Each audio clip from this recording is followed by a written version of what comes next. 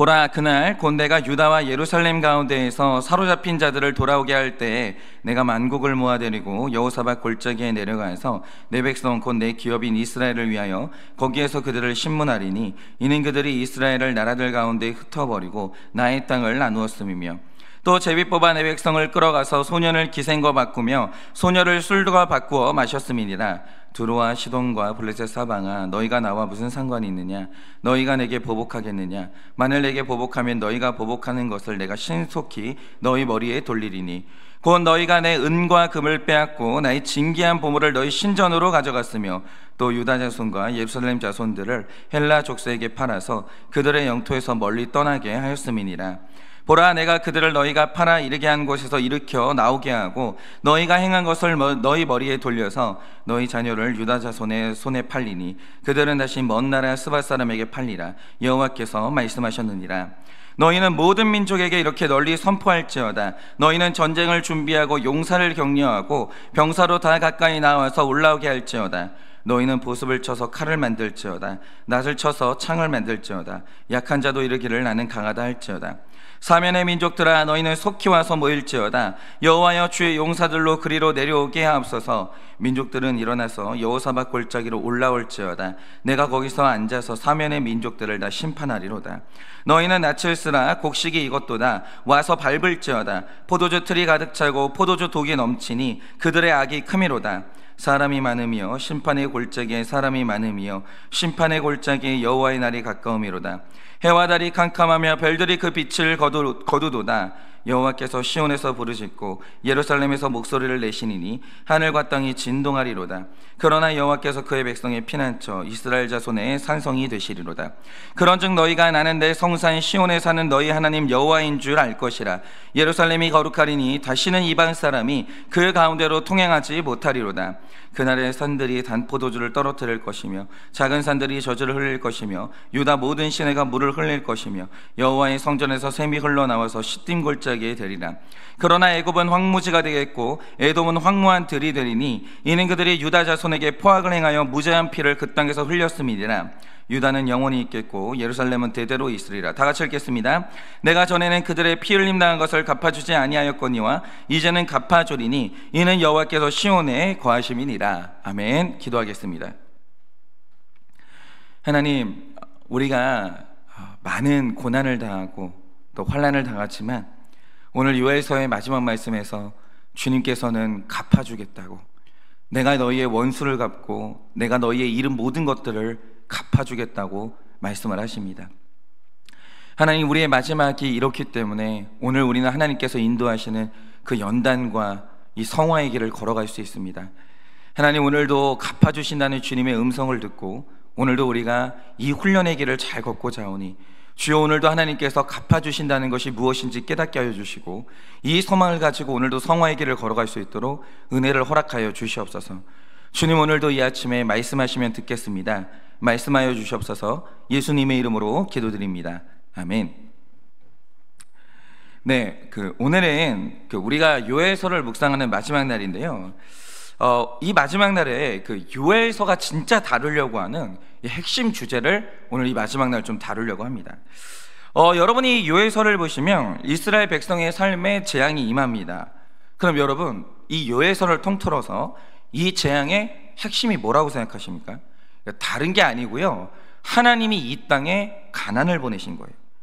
메뚜기가 와서 먹을 걸 싹 가져갔는데 그 다음에 기근이 찾아와서 마실 것을 싹 가져갔고, 그 다음에 군대가 쳐들어와서 5절 말씀처럼 은과 금과 진귀한 보물을 다 뺏어갔습니다. 싹 다 뺏어갔어요. 그리고 이들이 가난하게 됐습니다. 그러면 우리가 여기에서 봐야 될 질문은 이겁니다. 요엘서가 말하는 바 이 가나안 땅이라는 곳은 빈약한 땅이 아니에요. 여기에 젖과 꿀이 흐르는 땅이에요. 하나님이 공급하시는 땅이고 돌보아 주시는 땅이라는 거죠. 그런데 왜 이런 땅에 사는 성도들이 가난해졌냐? 이거예요. 왜 가난해졌는가? 그런데 이 질문은 오늘날 우리에게 너무 중요한 질문인데요, 이 재무교육 전문가인 재윤경 대표님이 계시거든요. 근데 이제 이 기자가 이 대표님에게 그런 질문을 던진 거예요. 지금 우리나라가 이상한 게 뭐냐면 앞선 세대보다 지금의 세대가 더 돈이 없다는 거예요. 가난하다라는 거죠. 그런데 우리나라는 가난한 나라 아니거든요. 절대로 가난한 나라 아니거든요. 그러면 왜 우리는 이렇게 부유한 땅에 살면서 왜 국민들은 돈이 없냐 이거예요. 그러면 이제 먼저 우리가 생각해 볼 건 이거죠. 사람들이 게으르고 놀아서 돈이 없냐? 그런 민족도 있어요. 제가 정말 후진국에 살아보면요, 사람들이 뭐 기후의 영향인지 모르겠는데 게을러요. 일을 안 하고 먹고 노는 거 정말 좋아합니다. 그래서 가난한 경우가 있거든요. 그런데 우리나라 사람들이 그러냐? 절대 아닙니다. 제 주변에 계신 성인들이나 이 청년들을 보면요, 그렇게 열심히 살 수가 없어요. 정말 열심히 살아요. 모두가 열심히 일하고요, 착실하게 돈들 벌고 있습니다. 그런데 돈이 없어요. 그러면 우리가 지금 돈이 없는 이유가 뭘까? 이걸 이제 기자가 재무교육 전문가분에게 물어본 거죠. 저는 생각하길 이분이 이제 뭐 원인을 파악할 때 물가 이야기, 기업에서 지출하는 인건비 이야기, 뭐 이런 식으로 사회 구조를 말할 줄 알았거든요. 근데 이분이요, 너무 간단하게 답을 주시는 거예요. 그게 뭐냐? 지금 우리에게 돈이 없는 이유는 우리가 돈을 너무 많이 쓴다는 거예요. 이 세대가 돈을 지나치게 많이 쓴다는 거예요. 그런데 제가 이 말을 듣고 가만히 생각해 보니까 이게 진짜 정답 중에 정답이에요. 왜냐? 예를 들어서 많은 분들이 생각할 때 지금 나에게 돈이 없는 이유는 뭐 이렇게 물가 대비 월급이 너무 적어서다, 이렇게 생각하시는 분들이 있을 거예요. 예를 들어서 내가 월급을 한 250만 원 정도 받고 있는데 만약 내 월급이 500만 원으로 늘어난다, 그러면 나는 저축을 하면서도 넉넉하게 살 수 있다, 이렇게 생각을 하죠. 그래서 우리는 다 원하는 게 뭐냐면 이 월급이 늘기를 원해요. 그러니까 내가 변하는 걸 원하는 게 아니라 월급이 늘기를 원하는 거죠. 놀랍게도 이게 사실이 아닌 거예요.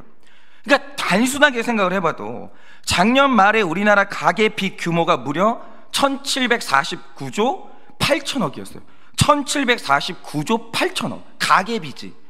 그러니까 이게 얼마나 심각한 의미를 가지고 있냐면 지금 대한민국은요, GDP보다 가계 빚이 많은 세계에서 유일한 국가가 됐어요. 유일한 국가. 그러니까 저처럼 무식한 사람도 듣는 귀만 있어도 아는 게 뭐냐면 지금 이 상황이요, 너무 심각한 상황까지 온 거예요. 이거는 지금 뭐 어떤 대통령 때 터질지는 모르겠지만 이제 폭탄 돌리기를 하고 있는 거죠. 그런데 각 가정의 빚이 이 정도라고 할 때 이 빚을 진 사람들이 연봉이 적은 사람이냐 이거죠. 1749조인데 이 빚을 진 사람이 연봉이 적은 사람들일까요? 놀랍게도 그게 아닌 거죠. 지금 월급을 250만 원 받는 사람도 빚이 있어요. 근데 그러면 우리가 그보다 월급 더 많이 받으면 이제 그 빚을 청산할 수 있다라고 생각하잖아요. 그게 아닌 거예요. 500만 원 버는 사람도 빚이 있고 한 달에 1000만 원 버는 사람도 빚이 있고 그거보다 훨씬 더 많이 버는 사람들도 빚이 허덕이고 있어요. 생활비가 없어요. 그러니까 지금 이 말 뜻이 뭡니까? 재윤경 대표님 말씀대로 만약 물질이 부족한 현상의 원인이 적은 연봉이다, 월급이 늘어나면 이 문제가 해결돼야 될 거 아니에요. 그런데 놀라운 건 연봉이 엄청난 사람들도 가계 빚에 허덕이고 있어요. 생활비가 없어요. 실제로 있잖아요, 어디에다 지출하는지는 모르겠는데 내가 쓸 돈이 없어요. 그러니까 지금 이게 왜냐라고 하면 이런 겁니다.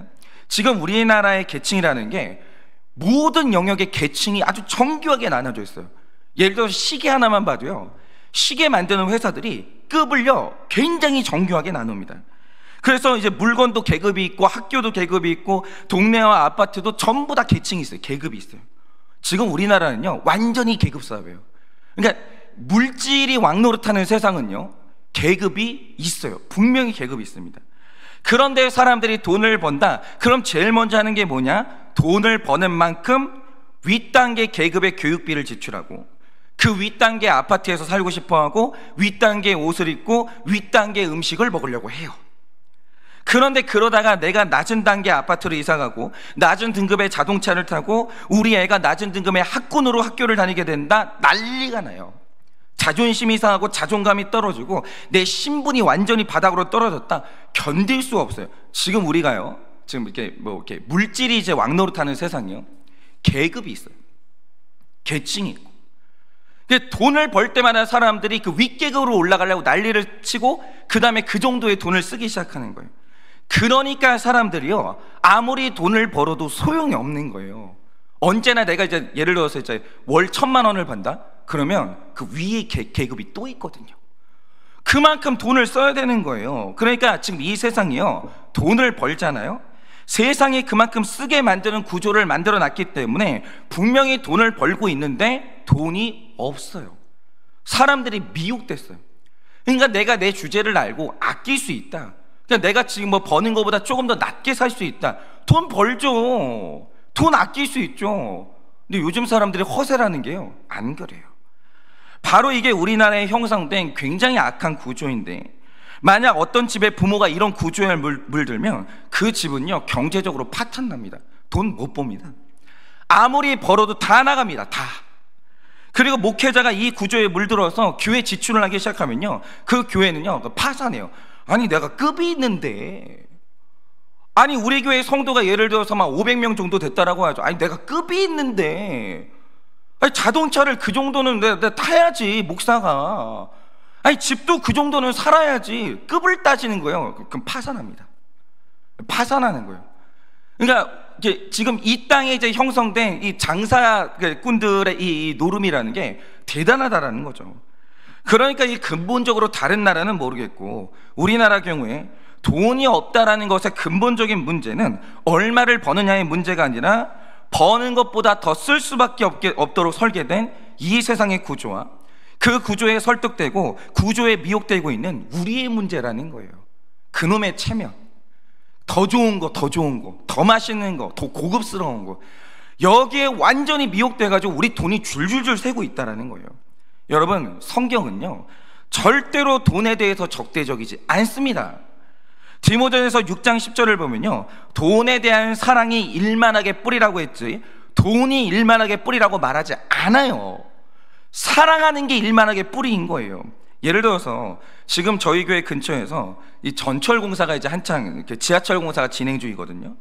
그런데 저희 지역의 이 땅이 굉장히 이게 단단한 암석으로 돼 있나 봐요. 그래서 이제 아침마다 하는 게 뭐냐면 땅에 이제 폭약을 설치한 다음에 그걸 터트리는 거예요. 그리고 나서 지하철 공사를 하고 있는데, 여러분 만약에 이 폭탄이 없다라고 생각을 해보세요. 그러면 공사 비용, 공사 기간이 대폭 늘어나는 거예요. 사람들 죽어나죠, 힘들어서.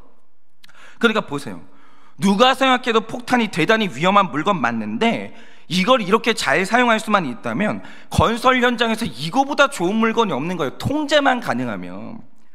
그런데 돈이 이렇다라는 거죠. 여러분, 저도요 돈이 얼마나 무서운 줄 알아요.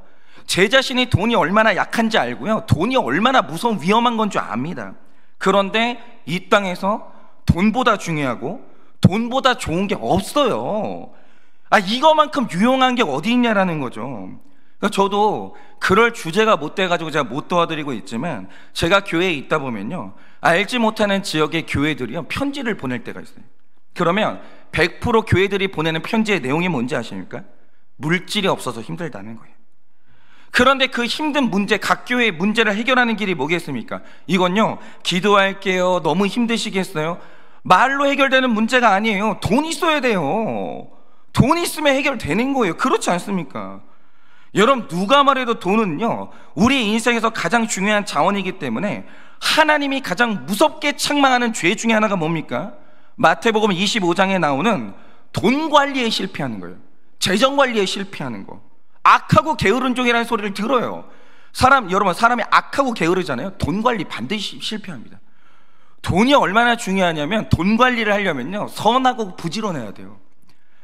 그거 없는 사람은 돈 관리 반드시 실패하는 거예요. 그러니까 재정적으로 파탄 났잖아요. 볼 것도 없어요. 둘 중에 하나예요. 게으르거나 악한 거예요. 게으르거나 악한 거예요. 돈 보면 아는 거예요. 재정 상태 보면요 그 사람의 영혼을 볼 수가 있는 거예요. 그러니까 누군가의 삶에 물질의 결핍이 왔다면 정말 거기에는 여러 가지 이유가 있겠지만 하나님이 책망하실 만한 죄의 문제도 분명히 있을 수 있다라는 거죠. 여러분, 제가 다시 말씀드립니다. 가난 그 자체가 죄를 말하는 건 아니에요. 여러분, 선교사님들 같은 경우에 너무 깨끗하게 살고 사명대로 살기 때문에 가난한 경우도 있어요. 100% 모든 가난이 죄하고 연결되는 건 아니라는 거예요. 가난 그 자체가 죄는 아닙니다. 그런데 동시에 분명한 사실이 뭐냐? 거룩이 무너지고 심각한 죄의 문제가 발생하면 가난해져요. 그렇게 된다는 거죠. 그때도 가난이 찾아올 수가 있는 거예요. 그래서 만약에 내 삶에 물질의 결핍, 가난이 찾아왔다라고 하면 정말 하나님과 공동체 앞에서 그 원인을 심각하게 살펴야 돼요. 오늘 당장 시작해야 돼요. 내가 왜 이렇게 됐는지. 그리고 반드시 고치고 돌이켜야 되는 삶의 문제가 있는 거예요. 내가 안 변하잖아요. 연봉이 1억, 2억이 돼도요, 파탄납니다. 그거는 바닥이 없는 거예요. 줄줄줄 새는 거예요. 오늘 내 안에 뭔가 변화되어야 될 죄의 문제가 있는 거예요. 그런데 오늘 요엘서가 그걸 말하고 있는 겁니다. 우리가 요엘서를 보면요, 남유다 땅에 심각한 가난이 찾아왔어요. 그러면 가난이 왜 왔냐 이거예요. 여러분, 우리가 계속 말씀드리는 대로 처음에는 메뚜기가 와서 다 먹어버렸고, 다음에는 기근이 찾아와서 다 말라버렸고, 그 다음에는 군대가 찾아서 다 뺏어갔거든요.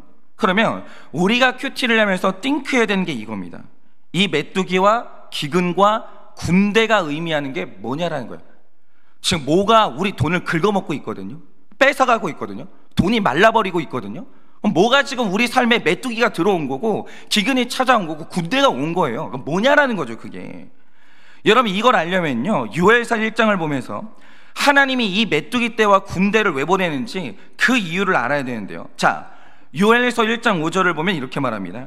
취하는 자들아, 너희는 깨어 울지어다. 포도주를 마시는 자들아, 너희는 울지어다. 이는 단 포도주가 너희 입에서 끊어졌음이니. 이렇게 말하면서 이 메뚜기 떼가 집중적으로 포도나무를 긁어먹었다라는 사실을 기록하고 있어요. 그러면 하나님이 메뚜기 떼를 보내서 포도나무를 싹 다 없애버린 이유가 뭐겠습니까? 이 당시 이스라엘 백성들 안에 알코올 중독 문제가 통제가 안 됐기 때문에 굉장히 심해졌어요. 그러니까 오늘 말씀을 보면요, 이게 지금 얼마나 심해졌냐면 사람들이 술을 먹다가 돈이 없으면 자기 딸을 팔아가지고 술하고 바꿔 먹었어요. 그게 성경에 명백히 요엘서에 기록이 돼 있는 거죠. 그러니까 여러분, 이런 겁니다. 사람이 중독에 걸리잖아요. 그러면 중독은 통제가 안 되거든요. 중독은 내 맘대로 못 끊어요. 그러니까 돈이 지출이 되는 거죠. 그런데 돈의 지출이 통제가 안 되잖아요. 이건요, 지출이 아니에요. 뺏기는 거예요. 여러분, 뭔가에 중독된 사람은 돈을 싹 다 뺏깁니다. 그러니까 이 사람들이 알코올에 중독되니까 심지어 뭐까지 뺏겼냐? 자기 자식을 뺏기는 거예요. 술에 대한 갈구가 너무 심해가지고.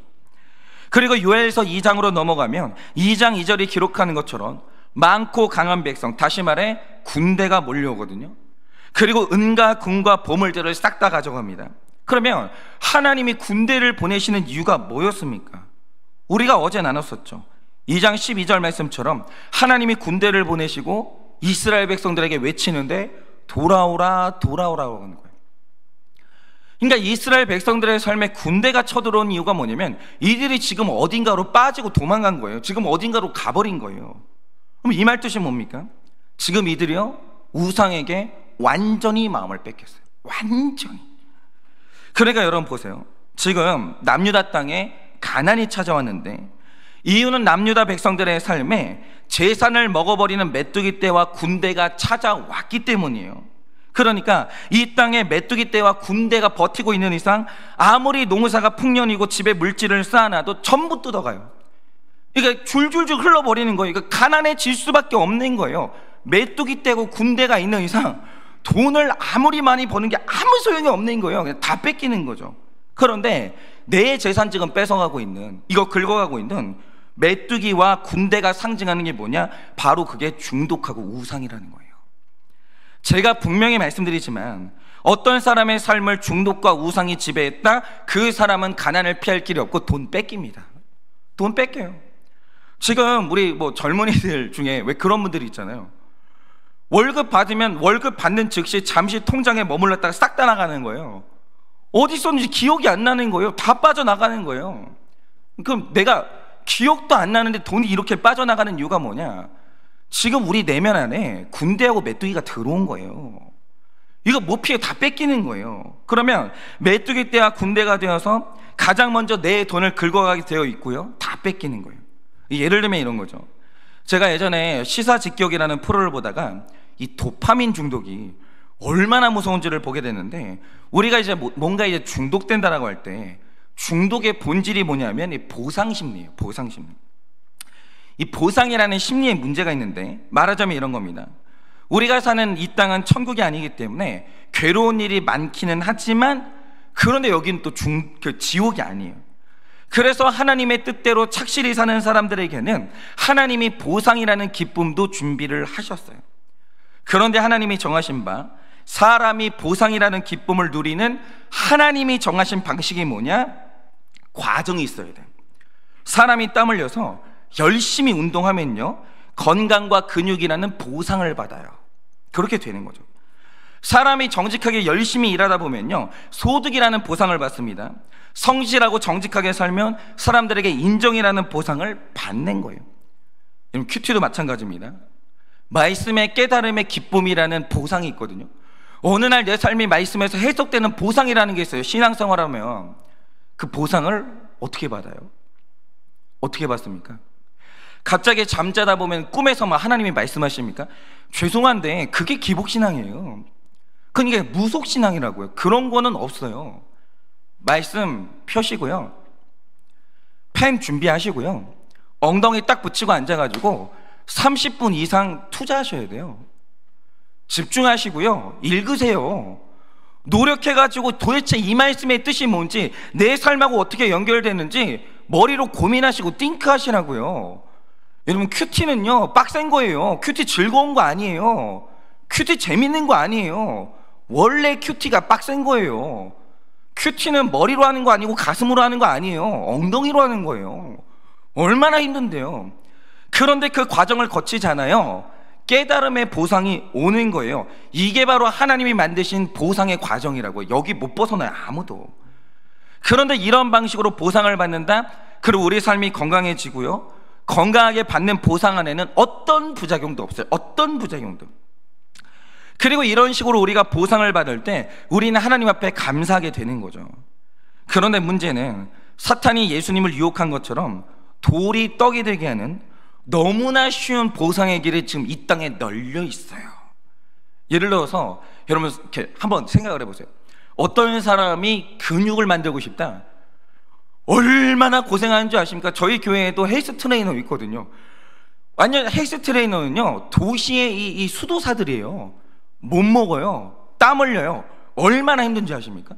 닭가슴살 무슨 뭐 이렇게 야채 이런 것만 먹으면서 엄청나게 운동을 해야 돼요. 그것만 해야 돼요. 그래야 막 복근 생기고 막 그렇게 되는 거죠. 얼마나 힘든지 몰라요. 그런데 어떤 사람이 너무 쉽게 근육을 얻는 방법이 있죠. 스테로이드제 맞으면 되는 거예요. 그러면 돼요. 그러면 뭐 근육이 막 빡빡 생깁니다. 문제는 뭐냐? 몸이 망가지기 시작해요. 그리고 어떤 노력을 하지 않아도 주사 한 대 맞으면 땀 흘려서 일해서 얻는 성취에 몇십 배 되는 쾌락의 보상을 받고요, 사람이 한번 이 투기를 잘하거나 도박을 해서 돈을 따면요, 땀 한 방울 흘리지 않고 3달치 혹은 몇 년치 월급을 한 번에 따요. 한 번에. 근데 심지어 재밌어요. 여러분, 노동으로 이렇게 돈을 벌려면요 1년을 땀 흘려서 일해야 되거든요. 완전히 모든 것을 희생하고. 근데 여러분, 도박하잖아요. 몇 년치 월급을요 아주 재미있게 한 번에 훅 따요. 근데 이때 쉬운 방법으로 이 보상을 받는 한 번 그 경험을 할 때 머리에서 어마어마한 도파민이 분비되고 강력한 쾌락과 이 쾌감을 느끼게 되는데, 문제는 내가 그 쉬운 쾌락을 포착하는 즉시 그걸 계속 느끼게 해달라고 욕구를 불러일으키게. 그러니까 애걸복걸해요. 한 번만 더 맛을 보자고.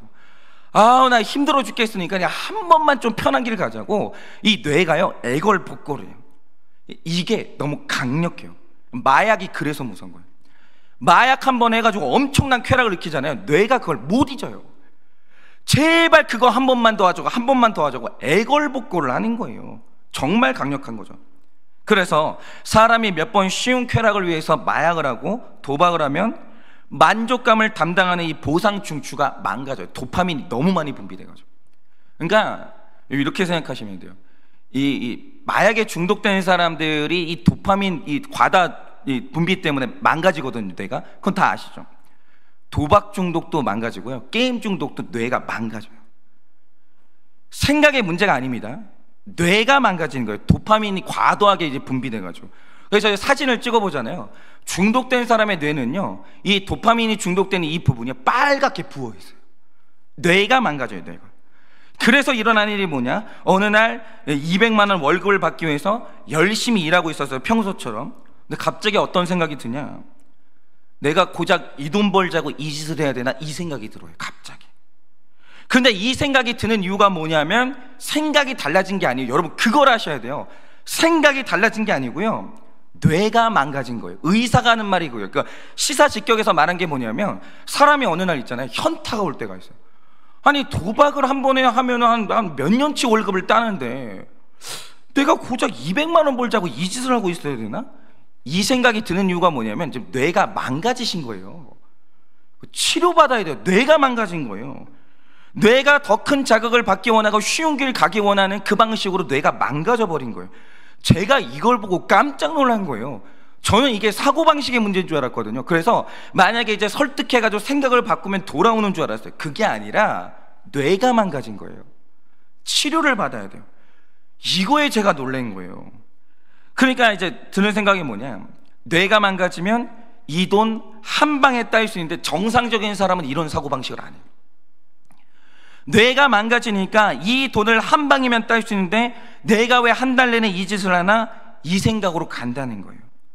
여러분, 이런 식으로 이제 중독에 빠지게 되면요, 쉬운 보상을 추구하게 되는데, 이렇게 되면 중독에 빠진 사람은 돈을 안 쓸 수가 없어요. 돈이 줄줄줄 새나갑니다. 줄줄줄줄. 자꾸 내가 보상에 중독되게 되니까 돈이 줄줄줄 나가고 있는 거예요. 그러다가 정신 망하고 몸이 망가져요. 그러다가 병원비로 그 다음에 탕진하게 되는 거예요. 그러니까 이 중독이라는 게요, 완전히 메뚜기떼예요. 중독이 심한 사람은요, 이게 서서히 끊는 중독은 없어요. 그걸 아셔야 돼요. 중독은요, 서서히 못 끊습니다. 어느 날 그냥 끊어버려야 돼요. 완전히. 한 번에 끊지 않은 이상 가난해서 못 빠져나와요. 아니, 아시잖아요. 여러분, 지금 가정에 완전히 중독에 빠진 이제 자녀나 아니면 이렇게 배우자가 있는 분들이 있거든요. 여러분 지금 겪고 있는 게 뭐예요? 물질이요, 허공으로 날아가고 있어요. 허공으로. 아무리 벌어도 소용이 없는 거예요. 중독이 있는 사람은요, 벌면 버는 것보다 그 이상을 쓰기 때문에. 여러분, 그리고 이 우상의 문제가 왜 우리 돈하고 연결되어 있냐? 결국 우상은요, 나거든요. 내가 우상이에요. 나 자신이 우상이 돼버리면 나를 위해서 돈을 쓸 수밖에 없는데, 잘 들으세요. 나를 건강하게 사랑하는 건 상관이 없어요. 근데 내가 우상이 돼버리면 돈 나가요. 예를 들어서 자기 연민이 우상인 사람은요, 무조건 돈을 쓸 수밖에 없어요. 내가 너무 불쌍한 거예요.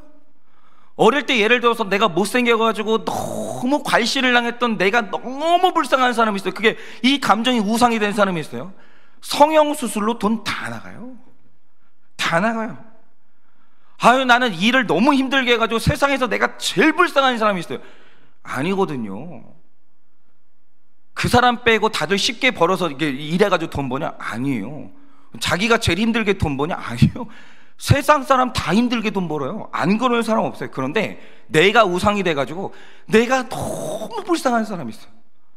아니, 내가 이렇게 힘들게 일해가지고 돈 버는 내가 너무 불쌍한 사람이 있어요. 그럼 나는요, 돈 내고 나 자신한테 스스로 위로를 좀 해야 되는 거예요. 명품백, 내가 이렇게 힘들게 일했으니까 좋은 차 사가지고 나는 나를 위로할 자격이 있는 거예요. 내가 너무 불쌍해가지고 비싸고 맛있는 음식을 먹어야 되고요.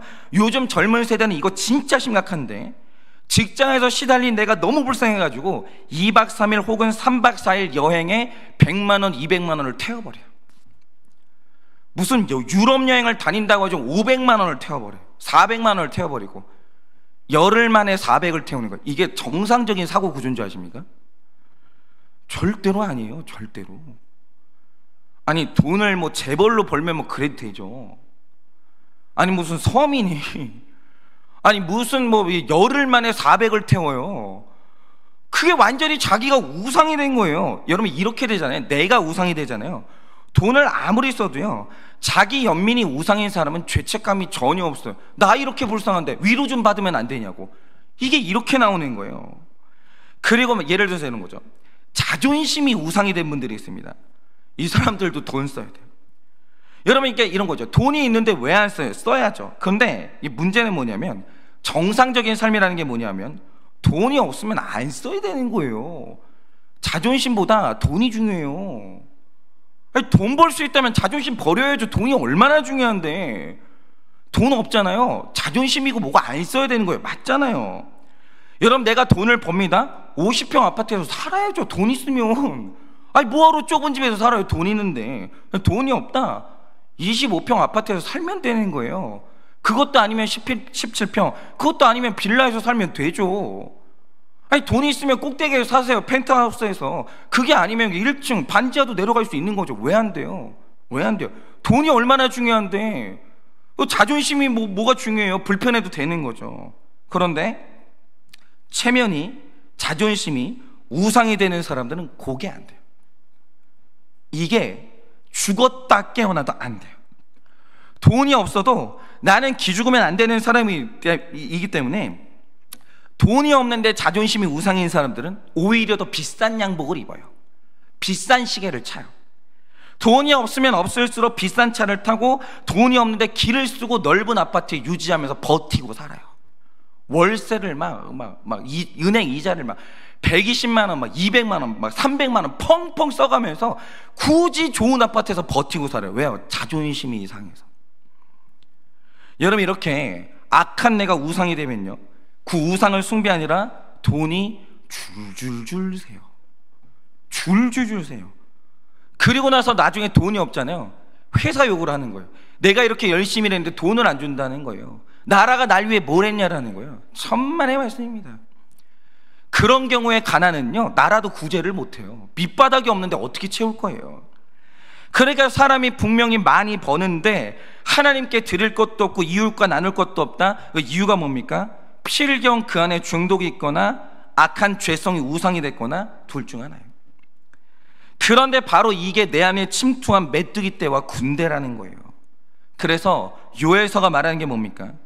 사람이 거룩을 회복하고 회개하면 그 결론이 뭐냐? 거룩이 이 부유함으로 연결되는 거예요. 그 결론으로 28절에서 32절이 말하는 것처럼 성령 받으면 영이 잘 됐지만 사람이 거룩해지면 돈 벌어요. 돈 아끼는 거예요. 요엘서 3장 18절에서 21절이 말하는 것처럼 물질 회복되고요, 하나님이 잃었던 것을 다시 갚아주시는 거예요. 그래서 제가 이 물질의 회복을 위해서 우리가 이제 하나만 진짜 짧게 말씀드리자면, 여러분 1절을 보시면 중독과 우상 숭배에 사로잡힌 자들을 하나님이 돌아오시게 한다라고 합니다. 그러면 돌아온다라고 할 때, 중독에 빠진 사람 건져내고 우상 숭배에 빠진 사람 건져낸다라고 할 때 그 전에 반드시 있어야 되는 게 뭡니까?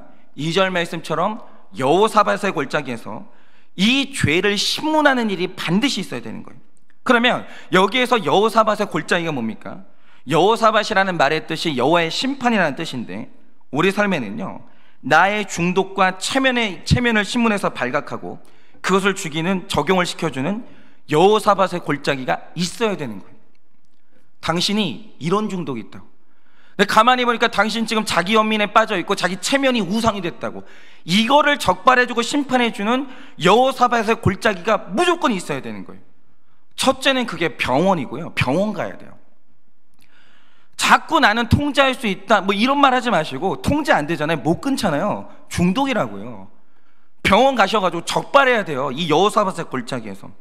두 번째는 말씀이 있는 공동체인데 정말 교회가 이거해야 돼요.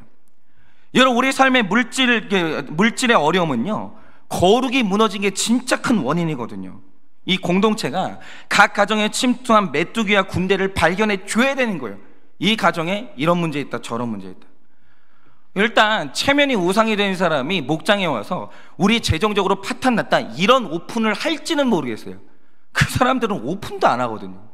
이게 문제인데 공동체가 그거 발견해 줘야 되는 거예요. 이걸 신문해 가지고 같이 대적해 줘야 이 물질의 문제는 해결이 되는 거예요. 목장에서 만약에 지금 재정의 문제가 지금 심각한 분들이 있잖아요. 빨리 오픈하셔야 돼요, 목장. 그래서 지금 우리 가정의 구조적인 문제가 뭔지 빨리 이게 오픈해가지고 지금 우리 목장이요, 다 같이 대적을 해줘야 돼요. 이거 끊으시고요, 이거 끊으시고요, 이거 줄이시고, 이거 줄이시고, 차 팔고 집 옮기고, 이거 해줘야 돼요. 그렇지 않으면 절대로 이 가난의 늪에서 벗어날 수가 없다라는 거죠. 그러니 오늘은 이 재정관리의 실패가 얼마나 심각한 문제를 깨달으셔서 여러분과 제 안에 있는 메뚜기 떼와 군대를 적발하고 공동체의 말씀으로 그것을 대적해서 마침내는 그 어려움에서 빠져나오는 여러분 되시기를 예수님의 이름으로 축원을 드립니다. 이 시간에 제가 기도하고 축도함으로 예배를 마치겠습니다. 기도하겠습니다. 하나님, 오늘 우리 삶에 재정관리에 실패하는 이 죄의 문제가 발생을 합니다. 내 돈인데 내가 쓰다가 실패하면 내 문제지 왜 그걸 하나님이 뭐라고 하시냐, 이 문제가 아닙니다. 물질은 하나님이 그 사람에게 맡긴 것이고 우리는 청지기인데 재정관리에 실패했다면 하나님 앞에서 악하고 게으른 종이라는 책망을 듣는 것입니다. 주님, 이 시간에 이 재정관리의 문제, 돈의 문제, 바로 이 죄의 문제가 있다는 것이 깨닫게 하여 주시고 우리의 삶에 정말 이 악하고 이 악한 메뚜기와 군대를 빨리 발견하여서 그것을 몰아내게 하여 주시고 우리가 이 재정관리에 성공할 수 있도록 주님이 은혜를 허락하여 주시옵소서. 우리 모두가 다 거룩을 회복하여 이 힘든 이 재정의 문제를 이제는 우리가 돌파할 수 있도록 주님이 은혜를 허락하여 주시옵소서. 지금은 우리 주 예수 그리스도의 은혜와 하나님 아버지의 그 크신 사랑과 성령님의 위로하시고 교통하여 주시는 그 역사하심이 우리 삶에 들어온 군대와 메뚜기를 적발하여 그것을 말씀으로 격파하고 지긋지긋한 이 가난의 문제에서 벗어나기를 원하는 사랑하는 우리 모든 성도들의 머리 위에 지금으로부터 영원 무궁토록 함께 있을지어다. 아멘.